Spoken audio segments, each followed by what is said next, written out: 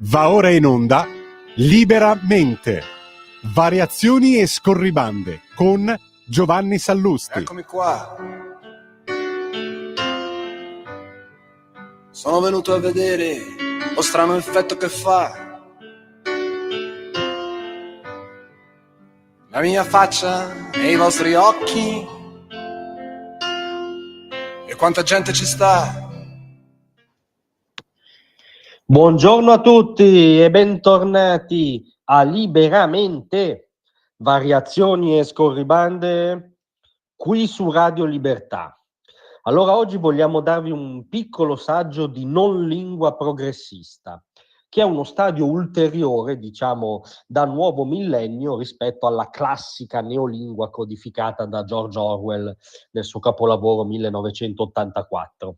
Sapete che per Orwell la neolingua era quel procedimento linguistico, concettuale, tipico del meccanismo totalitario che stravolge, modifica, addirittura ribalta integralmente il senso di alcuni termini, famosi casi ovviamente la guerra e pace, la libertà e schiavitù e qualunque inversione logico-linguistica aggradasse al partito e al grande fratello. Questa è la neolingua di Orwell, che però aveva dei limiti nella sua sconfinata capacità di scrittura e di fantasia, perché i progressisti, il mainstream di oggi va oltre, esplora un nuovo stadio che è la non lingua, cioè quando c'è un termine che corrisponde a un dato di realtà sgradito, perché la lingua, se ha un senso, ha una corrispondenza con la realtà, ebbene il procedimento di lor signori è molto semplice, lo si abolisce, lo si omette, non lo si cita, quindi non c'è bisogno neanche di inventare un nuovo alfabeto,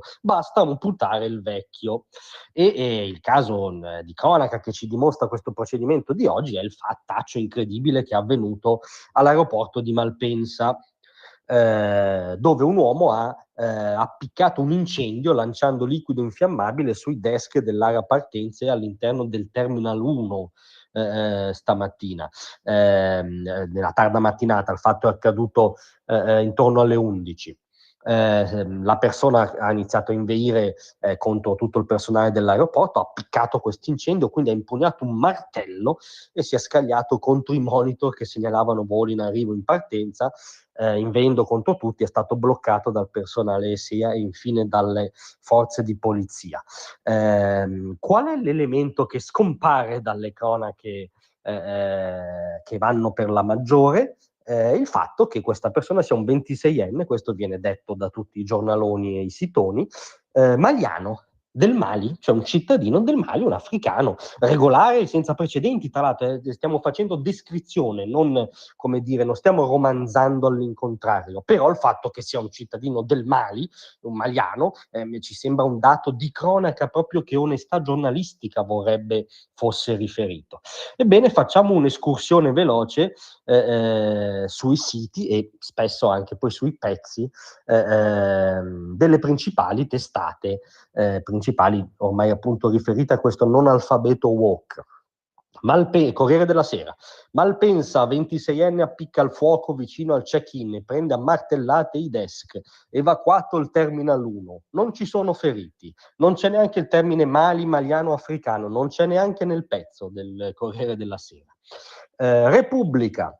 Panico a Malpensa. Uomo diciamo appartenente al genere umano, così, appicca il fuoco al Terminal 1 e prende a martellate il banco del check-in.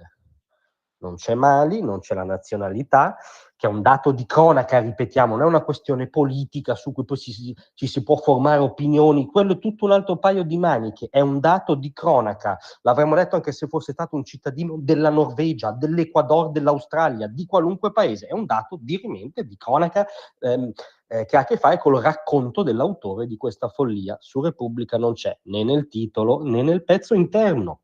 La Stampa, paura Malpensa, 27enne, qui va bene, da un anno in più, ma non è questo il problema, dà fuoco al Terminal 1 e prende a martellate il banco del check-in.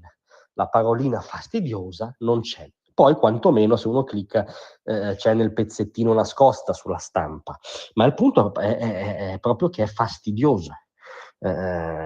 cioè che alla narrazione dominante apparecchiata quotidianamente non piace sottolineare che l'autore di questo gesto è un africano, un cittadino del Mali.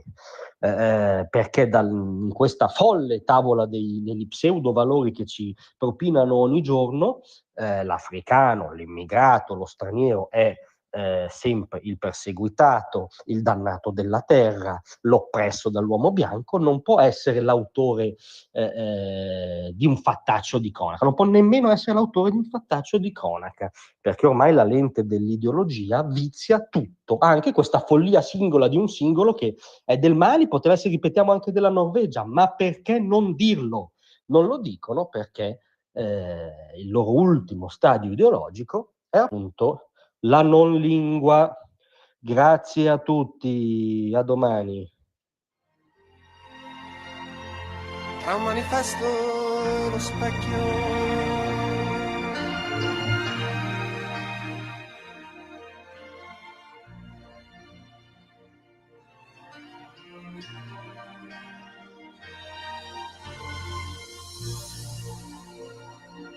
Avete ascoltato Libera